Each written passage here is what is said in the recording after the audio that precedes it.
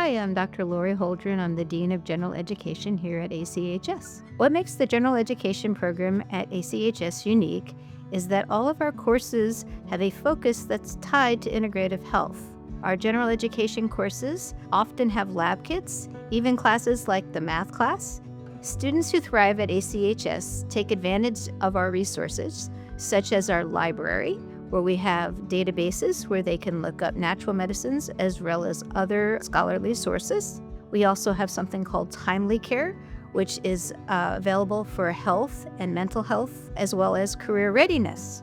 What students learn beyond the textbooks include working with practical labs with essential oils and herbal preparations. They also gain knowledge from their professors who all work within their fields. To anyone considering our programs, find one that reaches out to them and just go for it.